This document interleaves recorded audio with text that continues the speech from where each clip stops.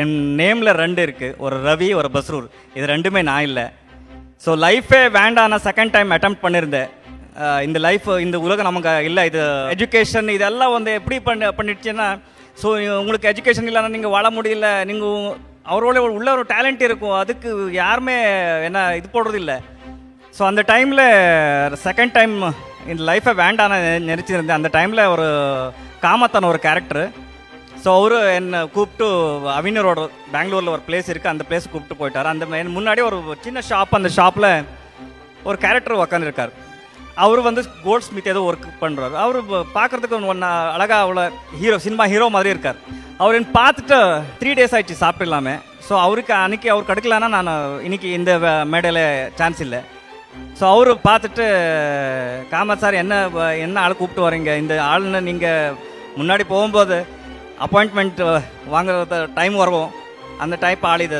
நான் சார் ஒரு 5 rupees இருந்தால் கூடங்க போய் நான் சித்திரந்தை சாப்பிட்டு வரேன், சாப்பிடல 3 days ஆயிடுச்சேன்னு.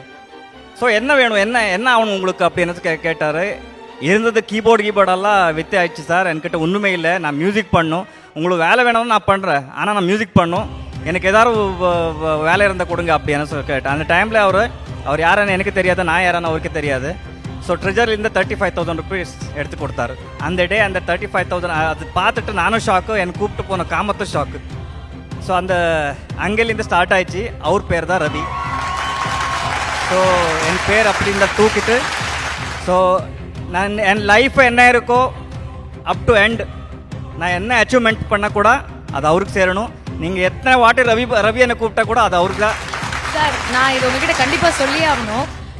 ஆக்சுவலி இந்த ஃபேஸ் ரீடிங் பண்ணது ரவி சார் அப்படின்னும் போது பிஹைண்ட் வித் டீம் வந்து அந்த ஊருக்கே போய் அவரை தேடி எப்படியாவது உங்க கண்ணு முன்னாடி கொண்டு வரணும் அப்படின்னு நாங்கள் ரொம்ப ஆசைப்பட்டோம். அவரு என் கண் முன்னாடி தான் நிறைய பார்த்துருக்கேன். ஆனால் நான் அவர் கடவுள் எப்போவுமே அந்த தூரில் டிஸ்டன்ஸ் இருக்கணும். கடவுள் பற்றி நம்ம கிட்ட போகக்கூடாது. ஸோ கடவுள் எப்போவுமே நம்ம பார்த்துட்டா பிளெஸிங் வாங்கிட்டே இருக்கணும். ஸோ அது கிட்ட வந்துச்சுன்னா அந்த ரிலேஷன்ஷிப் வேறு மாதிரி ஆகிடும். ஸோ அந்த மாதிரி நான் அவர் பற்றி இருக்கேன். அவருக்கு தெரியல நான் இதெல்லாம் அவர் பெயர் வச்சுருக்கேன்னு. எனக்கு அவர் தான் இன்ஸ்பயர். அதுக்கப்புறம் எனக்கு திரும்பி எனக்கு எனர்ஜி கொடுத்தது சின்ன வயசுலேருந்து அப் டு டில் டேட் எனக்கு எனர்ஜி கொடுத்தது என் ஊர். 24/7 மியூசிக். நீங்கள் இஷ்டப்பட்டால் கூட இஷ்டப்பட்டலாம் கூட அது மியூசிக் வந்துகிட்டே இருக்கும். ஸோ அந்த வில்லேஜ் நேம் தான் பஸ்ரூர். ஸோ எனக்கு தெரிஞ்சு நான் பெங்களூர் வந்ததே என் வில்லேஜுக்காக. திரும்பி அந்த வில்லேஜுக்கு போகணும். ஸோ யாரெல்லாம் வில்லேஜ் விட்டு வந்தாரோ, ஸோ தயவு சேர்ந்து திரும்பி உங்களுக்கு வில்லேஜ் உங்களுக்கு காத்தே இருக்கு. ஸோ நீங்கள் எங்கேருந்து வந்தீங்களோ அதை பற்றி நீங்கள் கொஞ்சம் யோசிங்க. அது நான் என் சைட்லேருந்து நான் பண்ணிகிட்டே இருக்கேன். One of the big studio I built in my village.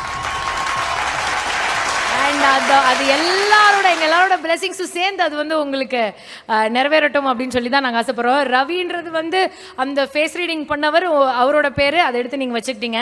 உங்கள் ஊர் பேரை வந்து பஸ்ரூர் அப்படின்னு வச்சுக்கிட்டீங்க. உங்கள் ஒரிஜினல் பேர் தான் என்ன? அது வேண்டாம். பேர் சன்னுக்கு இருந்த நேம் இருக்கல, அதில் ஒரு நேம் ஆதவன், சூரியன், சூர்யா, ஆதித்யா. இல்லை, வேணாம் தெரிய வேணாம் சார்.